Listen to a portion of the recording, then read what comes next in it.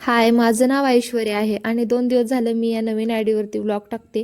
कारण जुन्या आयडीवरती मी regular vlog टाकत होते, पण तिकडे काय व्हायरल जात नव्हते. म्हणून म्हटलं एक नवीन आयडी ओपन करून बघावी आणि तिथं प्रयत्न करावे. आणि तुमचा सपोर्ट असेल तर सगळं व्यवस्थितच होईल. मग सकाळी उठले, घरातलं सगळं आवरून वगैरे घेतलं आणि स्वयंपाक पण बनवायचा होता. आणि मला इकडे रस्सा भाजी, भेंडीची भाजी आणि चपात्या पण बनवायच्या होत्या, म्हणून भेंडी चिरायला घेतली. आणि माझं डोकं बघा इकडे, मला ना 4-5 भेंड्या असे देठ वगैरे साफ करून घेऊन एकदम चिरायला खूप आवडतं. खरंच ते प्रचंड जास्त झाले ना, एकदम चिरल्यानंतर जास्त वाटतात. मग खरंच खूप आनंद होतो माझ्या मनाला तरी. अजून लहान पोरासारखंच चालतं माझं तरी. आणि ना मी भेंडीला कधी मिरच्या ठेचून किंवा पेस्ट करून टाकत नाही, चिरूनच टाकत असते. कारण गावी पण गेल्यानंतर सगळ्यांची मुलं वगैरे येतात सणांमध्ये. मग ते तिखट असेल तर भेंडी ती मिरची साईडला काढून खातात, त्यामुळे ती तशीच सवय पडली. मी चिरूनच घालत असते मिरची भेंडीला. आणि मग भेंडी वगैरे तिकडे भेंडी चिरून ठेवली आणि इकडे चपात्या करायला घेतल्या. कारण कणिक मळून ठेवलं होतं आणि 4च चपात्या करायच्या होत्या. कारण रातच्या पण 2-2.5 चपात्या होत्या, म्हणून मग ताज्या 4च करायच्या होत्या. चपात्या करून घेतल्या. रातची चपाती पण गरम वगैरे करून घेतली आणि इकडे भेंडी बनवण्यासाठी तव्यावरच तेल टाकलं. आणि मला ना तव्यावरची भेंडी, तव्यावरचं पिठलं असं खायला खरंच खूप आवडतं आणि ती चविष्ट पण लागतं.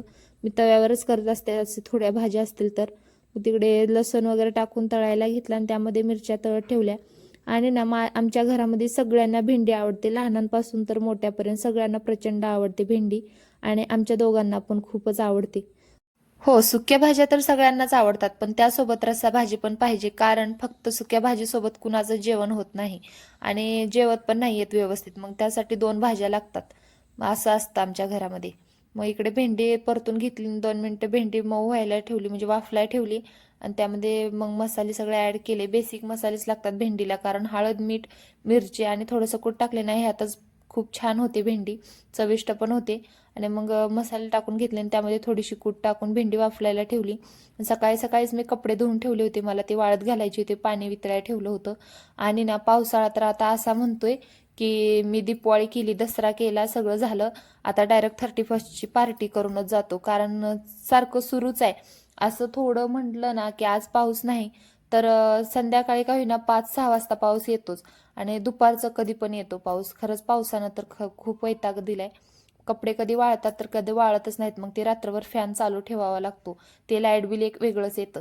आणि नाही, मग कपडे वाळत घातले आणि इकडं मला किचन पण साफ करून घ्यायचं होतं. किचन वगैरे साफ करून घेतलं. कारण स्वयंपाक झाल्याच्या नंतर जोपर्यंत किचन साफ होत नाही ना, तोपर्यंत असं वाटत नाही की काम झालंय. आणि परत स्वयंपाक आणि कपडे झाले ना, असा आनंद होतो मला. मग इकडे थोडीशी शायनिंग वगैरे मारून घेतली आणि असा झाला माझा आजचा दिवस. बाय.